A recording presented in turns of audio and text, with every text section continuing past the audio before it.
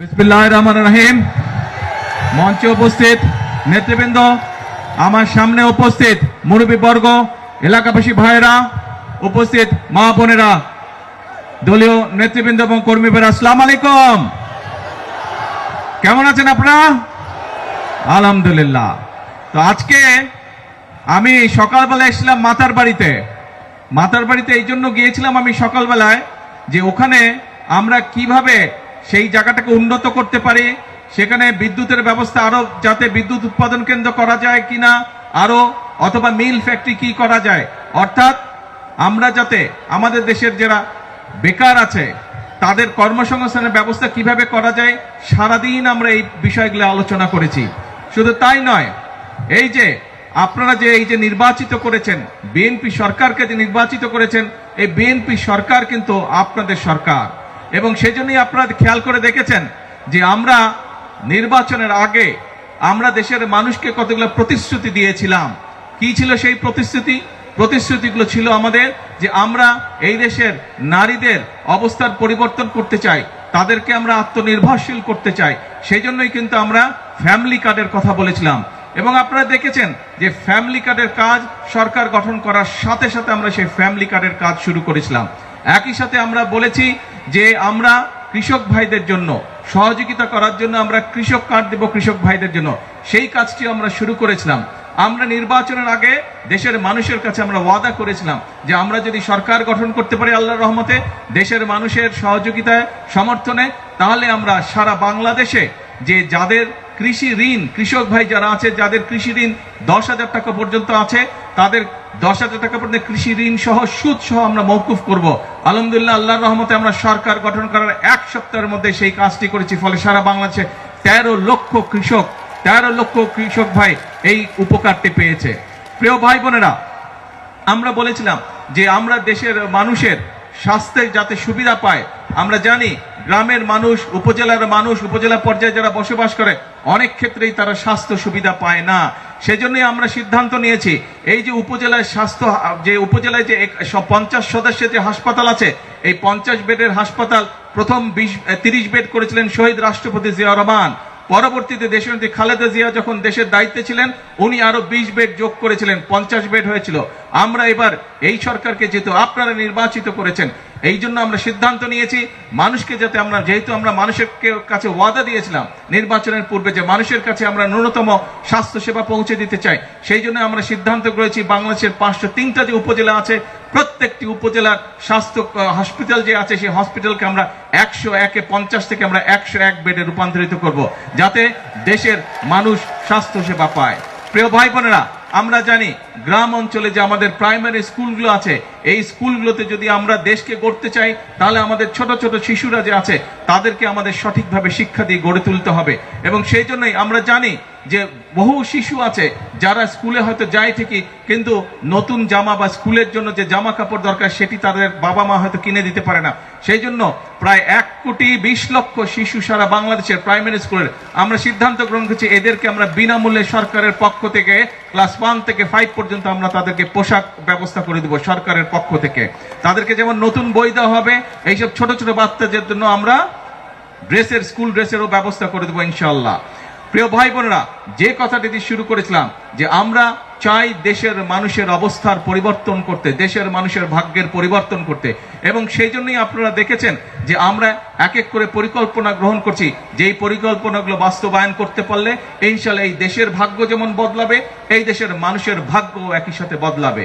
কিন্তু দেশের জন্য কাজ করতে গিয়ে, দেশের মানুষের জন্য কাজ করতে গিয়ে আমরা দেখছি কিছু সংখ্যক মানুষ আছে, এই বাংলাদেশে কতগুলো রাজনৈতিক দল আছে, আমরা দেখছি যে তারা রাজপথে বিশৃঙ্খলা সৃষ্টির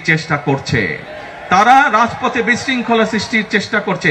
যেভাবে তারা স্বাধীনতা যুদ্ধের বিরোধিতা করেছিল, যেভাবে তারা 86 সালে এই চট্টগ্রামে সেই মাটি যেখানে স্বৈরাচার বলেছিল যে যারা নির্বাচনে যাবে তারা জাতীয় বেঈমান হবে, কিন্তু সেই স্বৈরাচার ঢাকায় ফিরে গিয়ে সেই নির্বাচনে আরেক স্বৈরাচারের অধীনে অংশগ্রহণ করেছিল। এবং তাদের সাথে একটি গুপ্ত বাহিনী তাদের সাথে সেদিন নির্বাচনে জাতীয় বেঈমান হিসেবে আখ্যায়িত হয়েছিল, একই সাথে তাদের সাথে নির্বাচনে অংশগ্রহণ করার মাধ্যমে। এই গুপ্ত বাহিনীকে আমরা আবারও পরবর্তীতে দেখেছি যে 96 সালে আবার দেশের মানুষের সাথে গাদ্দারি করে তারা আবার স্বৈরাচারের সাথে হাত মিলিয়েছিল, গণতন্ত্রের বিপক্ষে তারা অবস্থান করেছিল। প্রিয় ভাই বোনেরা, আজকে আবারও এই গুপ্ত বাহিনীদেরকে আমরা দেখছি যে তারা মানুষকে বিভ্রান্ত করছে, মানুষের সঙ্গে মিথ্যা কথা বলছে, তারা বিশৃঙ্খলা তৈরির চেষ্টা করছে। প্রিয় ভাই বোনেরা, আপনারা চট্টগ্রামের মানুষ, এই চট্টগ্রামে দেশি বিদেশি বহু মানুষের বিনিয়োগের কলকারখানা আছে। আপনারা খুব ভালো করেই জানেন, আপনাদের এই চট্টগ্রামের মানুষ ব্যবসার সাথে বিভিন্নভাবে ব্যবসার সাথে জড়িত, বিভিন্ন ধরনের ব্যবসাতে চট্টগ্রামের মানুষ দেশের অন্য অন্য জায়গার তুলনায় তুলনামূলকভাবে বেশি মানুষ এখানে ব্যবসা বাণিজ্য করে। কাজে যেহেতু আপনারা ব্যবসা বাণিজ্য করেন, আপনারা জানেন যে ব্যবসা করতে হলে একটি শান্তিপূর্ণ পরিবেশ দরকার। কারণ শান্তিপূর্ণ পরিবেশ হলে ব্যবসায়ীরা ভালোভাবে কাজ করতে পারে, সেটি দেশি হোক বিদেশি হোক, ব্যবসায়ীরা বিনিয়োগ করতে পারে। এবং যদি দেশে শিল্প কারখানা গড়ে উঠে, ব্যবসা সম্প্রসারিত হয়, তাহলে আমার দেশের সন্তানেরা সেখানে কর্মসংস্থানের ব্যবস্থা করতে পারবে, আমার দেশের নারীরা সেখানে কর্মসংস্থানের ব্যবস্থা করতে পারবে। ফলে দেশের মানুষের আয় উন্নতি বাড়বে, দেশের মানুষের ভাগ্যের চাকা আস্তে আস্তে পরিবর্তিত হবে। কিন্তু আমরা দেখছি যে একটি রাজনৈতিক দল বিভিন্নভাবে বিশৃঙ্খলা করার চেষ্টা করছে। আমরা জানি বিগত স্বৈরাচার ফ্যাসিবাদের সময় বাংলাদেশের গ্যাস, বিদ্যুৎ এইসব নিয়ে তারা বিভিন্ন রকম পরিকল্পনা করেছে, যেই পরিকল্পনা মানুষের কাজে আসে নাই, যেই পরিকল্পনা ভালো ছিল না দেশের জন্য, কাউকে হয়তো বিশেষ সুবিধা দেওয়ার জন্য তাদের পক্ষে পরিকল্পনা গ্রহণ করেছিল। আমরা এই পরিকল্পনাগুলোর উপর তাদের এই যে অপরিকল্পিত পরিকল্পনা ছিল, অপরিকল্পিত পরিকল্পনাগুলোর জন্য আমরা কাজ করছি এবং ইনশাআল্লাহ শীঘ্রই আমরা বাংলাদেশের জাতীয় সংসদে আমরা সারা দেশের মানুষের কাছে উপস্থাপন করব যে আগামী 10 বছর আমাদের বিদ্যুৎ ব্যবস্থা, আমাদের গ্যাস ব্যবস্থা কি হবে, যাতে করে ব্যবসায়ীরা বিনিয়োগ করতে পারে, ব্যবসায়ীরা যাতে করে আশ্বস্ত হতে পারে এই দেশে বিদ্যুৎ গ্যাস সবকিছু থাকবে। কিন্তু মানুষকে বিভ্রান্ত করে বিশৃঙ্খলা সৃষ্টির চেষ্টা করছে একটি রাজনৈতিক দল। প্রিয় ভাই বোনেরা, আমরা যেখানে প্রতিদিন পরিশ্রম করছি দেশের মানুষের ভাগ্যের পরিবর্তনের জন্য, আমরা যেখানে প্রতিদিন পরিশ্রম করছি দেশের ভাগ্যের পরিবর্তনের জন্য, কিছু সংখ্যক লোক বিশৃঙ্খলা সৃষ্টি করছে। আপনারা 12 তারিখের নির্বাচনে বিএনপিকে সমর্থন দিয়েছিলেন, কারণ বাংলাদেশের অধিকাংশ মানুষ বিএনপিকে সমর্থন দিয়েছিল। কারণ বাংলাদেশের মানুষ জানে এই দেশে যদি মানুষের ভাগ্যের উন্নয়নের জন্য কেউ রাজনীতি করে থাকে, সেটি একমাত্র শহীদ জিয়ার দল বাংলাদেশ জাতীয়তাবাদী দল রাজনীতি করেছে। বাংলাদেশের উন্নয়নের জন্য যদি কেউ রাজনীতি করে থাকে, কোন রাজনৈতিক দল যদি রাজনীতি করে থাকে, সেটি দেশনেত্রী বেগম খালেদা জিয়ার দল বাংলাদেশ জাতীয়তাবাদী দল সেই রাজনীতি করেছে। এখানে বহু মুরব্বী উপস্থিত আছেন, মুরব্বীদেরকে যদি জিজ্ঞেস করা হয় তাহলে দেখা যাবে শহীদ জিয়ার সময় এবং দেশনেত্রী খালেদা জিয়া যখন দেশ পরিচালনার দায়িত্বে ছিলেন, তখন দেশে শিক্ষার ব্যবস্থা কিভাবে ধীরে ধীরে উন্নত হয়েছিল, দেশে যোগাযোগ ব্যবস্থা কিভাবে উন্নত হয়েছিল, দেশে ব্যবসা বাণিজ্য মিল কারখানা কিভাবে গড়ে উঠেছিল।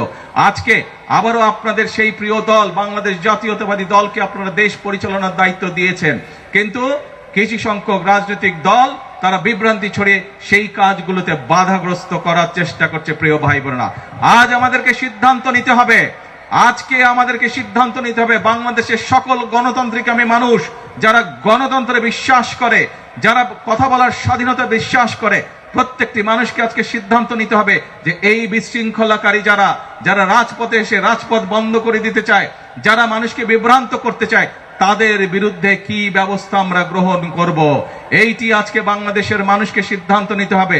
আর বাংলাদেশের মানুষের ভাগ্য নিয়ে ছিনিমিনি খেলতে দেওয়া যাবে না, দেশের ভাগ্য নিয়ে আর ছিনিমিনি খেলতে দেওয়া যাবে না। এখন সময় হচ্ছে দেশ গড়ার সময়, এখন সময় হচ্ছে জাতির ভাগ্য গঠনের সময়। কাজে আমাদের 20 কোটি মানুষের 40 কোটি হাতকে আজকে শ্রমিকের হাতে রূপান্তরিত করতে হবে, আমাদের দেশকে সামনের একদিনে এগিয়ে নিয়ে যেতে হবে। পৃথিবীর বহু দেশ আছে যেই দেশগুলো আমাদের মতন আমাদের সাথেই স্বাধীন হয়েছিল, কিন্তু সেই দেশগুলো আজকে অনেক এগিয়ে চলে গেছে, কিন্তু বিভিন্ন চড়াই উতরাই পেরিয়েও আমরা সেই জায়গায় পৌঁছতে পারিনি। আজ আমাদেরকে সিদ্ধান্ত নিতে হবে যে আমরা দেশের উন্নয়নে, মানুষের ভাগ্যের উন্নয়নে আজ আর কোনো বাধা মানব না। আজ আপনারা দেখেছেন যে এখানে সামান্য কয়েকজন মানুষকে আমরা দলের পক্ষ থেকে এবং সরকারের পক্ষ থেকে আমরা চেষ্টা করেছি সহযোগিতা করার জন্য, ঠিক যেভাবে আমরা চেষ্টা করছি যে মা বোনদের পাশে ফ্যামিলি কার্ড নিয়ে তাদেরকে সহযোগিতা করার জন্য, কৃষক ভাইদেরকে কৃষি কার্ড দেওয়ার মাধ্যমে সহযোগিতা করার জন্য। কারণ প্রথমে যেই কথাটি বলেছি যে বিএনপি হচ্ছে সেই দল যেই দল দেশের জন্য রাজনীতি করে, বিএনপি হচ্ছে সেই দল যেই দল দেশের মানুষের জন্য রাজনীতি করে। কারণ সকল সময় বিএনপির প্রত্যেকটি নেতাকর্মী একটি কথা বলে থাকে যে আমাদের সকল রাজনৈতিক ক্ষমতার উৎস হচ্ছে বাংলাদেশের জনগণ। কাজেই জনগণের সমর্থন যেহেতু বিএনপির পক্ষে আছে, জনগণ যেহেতু বিএনপিকে সমর্থন দিয়েছে, জনগণ যেহেতু বিএনপির 31 দফাকে রায় দিয়েছে, সেই 31 দফার বাস্তবায়ন করাই হচ্ছে এখন আমাদের মূল পবিত্র দায়িত্ব। কারণ জনগণ যখন 31 দফার পক্ষে রায় দিয়ে দিয়েছে, এটি আর তখন 31 দফা বিএনপির নয়, এই 31 দফা হচ্ছে জনগণের দফা। কাজে জনগণের দফা পূরণ করার জন্য, জনগণের দফা বাস্তবায়ন করার জন্য বিএনপি সকল প্রতিবন্ধকতা মোকাবেলা করে বিএনপি সামনের দিকে দেশকে এগিয়ে নিয়ে যাবে। বিএনপি দেশের মানুষের ভাগ্যের পরিবর্তন, দেশের ভাগ্যের পরিবর্তনের জন্য কাজ করে যাবে।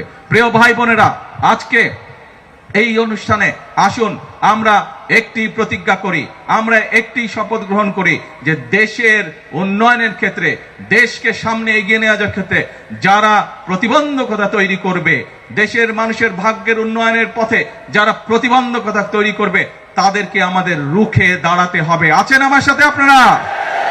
ইনশাআল্লাহ। প্রিয় ভাই বোনেরা, আর আজকে দেখেছেন এই সরকার চট্টগ্রাম থেকে 2টি গুরুত্বপূর্ণ মন্ত্রণালয়ের দায়িত্ব 2জন গুরুত্বপূর্ণ ব্যক্তির হাতে দিয়েছে। যেহেতু সরকারের চট্টগ্রামের 2জন গুরুত্বপূর্ণ ব্যক্তি রয়েছে, ইনশাআল্লাহ চট্টগ্রামের উন্নয়ন কেউ বাধা দিয়ে রাখতে পারবে না। সমগ্রভাবে সমগ্র চট্টগ্রাম ধীরে ধীরে যে সকল প্রয়োজন উন্নয়নের জন্য প্রত্যেকটি কাজ ইনশাআল্লাহ পর্যায়ক্রমিকভাবে আমরা বাস্তবায়ন করব। প্রিয় ভাই বোনেরা, আসুন আমাদের সামনে লক্ষ্য একটাই, আমাদের সামনে উদ্দেশ্য একটাই, সেটি হচ্ছে দেশের ভাগ্যের পরিবর্তন, দেশের মানুষের ভাগ্যের পরিবর্তন। সেই জন্যই আমরা একটি কথা বলে থাকি, সেই জন্যই আমরা একটি স্লোগান দিয়ে থাকি, করব কাজ সবার আগে, করব কাজ সবার আগে। আসুন, এটাই হচ্ছে আমাদের প্রতিশ্রুতি, এটাই হচ্ছে আমাদের প্রতিজ্ঞা, এটাই হচ্ছে আমাদের শপথ। আল্লাহ হাফেজ। বাংলাদেশ জিন্দাবাদ, বাংলাদেশ জাতীয়তাবাদী দল জিন্দাবাদ।